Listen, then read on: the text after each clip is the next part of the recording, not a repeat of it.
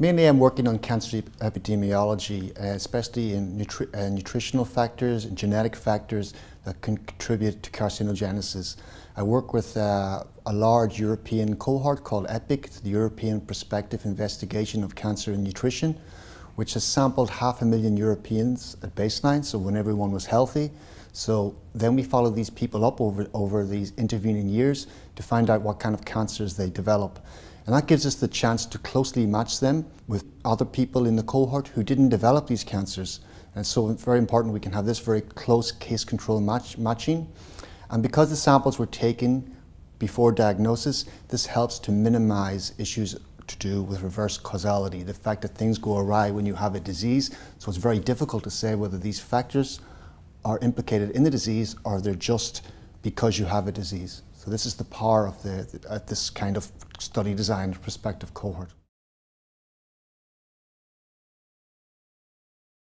Well, we've done a lot of studies. Basically, mainly the cohort was set up to look at nutrients, diet and nutrition. Its scope has widened in the intervening years to look at a lot of other factors. So in regards to the microbiome and microbes, we're very interested in the metabolites produced by bacterial metabolism. We need bacteria. It's critical we have our gut bacteria, or else we couldn't break down a lot of the foods, especially carbohydrate fermentation. We need these bacteria to do that job for us, and they produce some critical metabolites that help us. We wouldn't be able to survive without them. So some of these bacterial metabolites are very, very important, such as short-chain fatty acids. These help protect us against cancer. Now we have a situation sometimes when our balance of our bacteria in our gut, which is called eubiosis, the symbiotic relationship with our gut bacteria, becomes disturbed.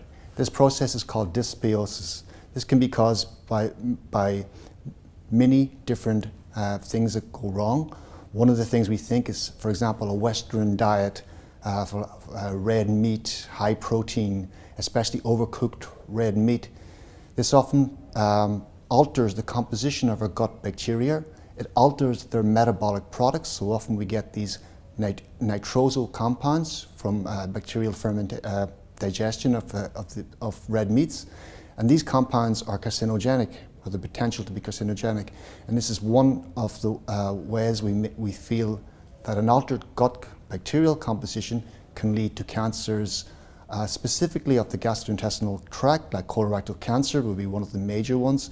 But there's also increasing evidence that this can lead to cancers at various organ sites in the body. So one of the things we're doing in the EPIC cohort is that we're measuring many of the products of bacterial metabolism, such as these nitrosyl compounds, short-chain fatty acids, and others.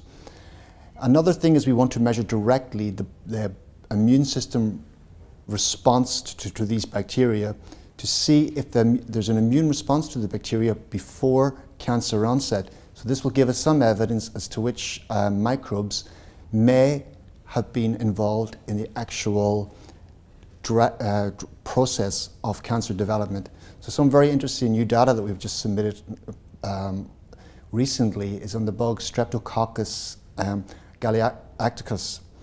This has been shown to be increased in cancer patients, in the tumor tissue of cancer patients, and the mouse models of the Streptococcus bacterium have shown that it may be involved in cancer. So there's some very good evidence looking at case control animal models, but we haven't had the evidence previously in a large epidemiology cohort to say this is there before disease onset. So we see that antigens to this bacterium are more frequently present in people who went on to develop colorectal cancer than in the control people who didn't develop the same cancer.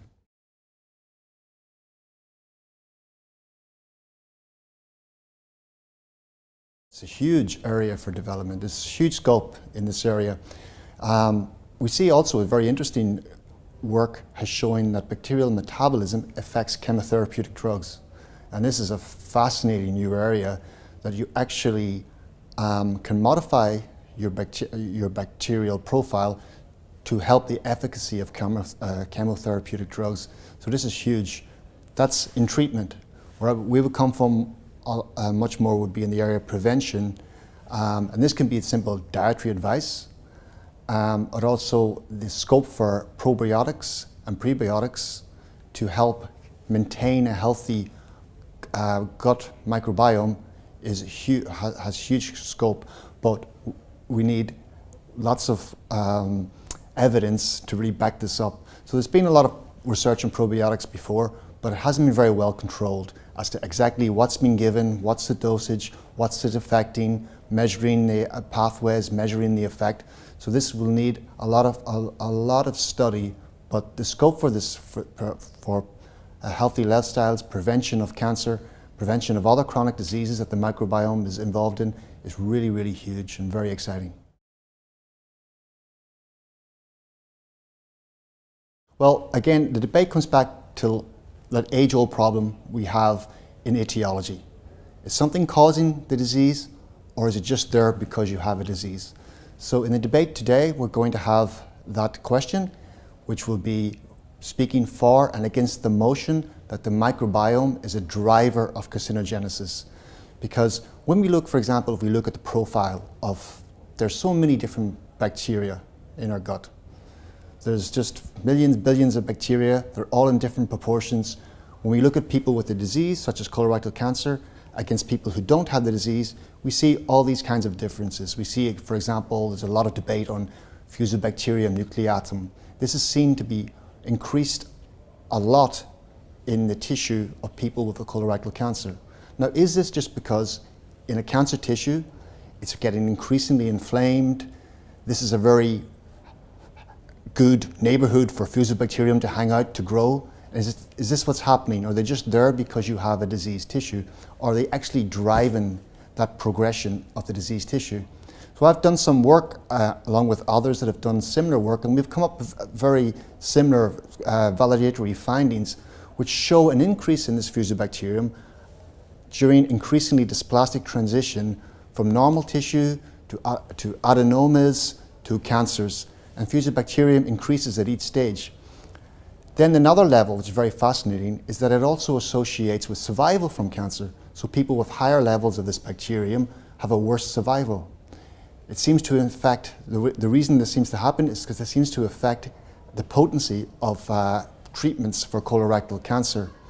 So we see from different evidence sources, we see that this bacterium does seem to play a role in cancer progression. Whether it is also there for cancer initiation is another question, and it's one of the things we'll address today. That may be some other microbial changes or maybe some other processes, and this is what we have to study more. I actually think that probably something that we see gross changes in, something like Fusobacterium, where we see a big change in, between normal tissue and diseased tissue, I think this is probably more the progression stage. It can affect how severe the cancer becomes or your response to treatment. I don't think it's right there at the beginning with the initiation process. I feel this would be more low copy number bacteria, such as Streptococcus, that may be involved in bacterial products such as colobactin, which directly damages your DNA. E. coli is another one that produces a product called colobactin, which is shown to directly damage your DNA, induces epithelial cell damage through DNA damage. This is a core hallmark of cancer. So I think these are more likely to initiate the process. And the reason the differences can be the strain, the type of this bacteria is critical. You can have the same number as someone with the cancer as someone who doesn't develop the cancer, but it's the type of bacteria, what products they're able to produce that may make the key differences. You won't see this on just a simple numbers of bacteria, whether they're increased or decreased, but it's what the function of those bacteria is. That's what's critical. This is probably the initiators. Then how this neoplastic transformation, how it progresses, because most of the times these things won't progress to cancers. So how this progresses maybe involve other changes, such as the large increase in levels of bacteria such as Fusobacterium and others like Parvimonas and other ones that we've seen in tissue of people with cancers.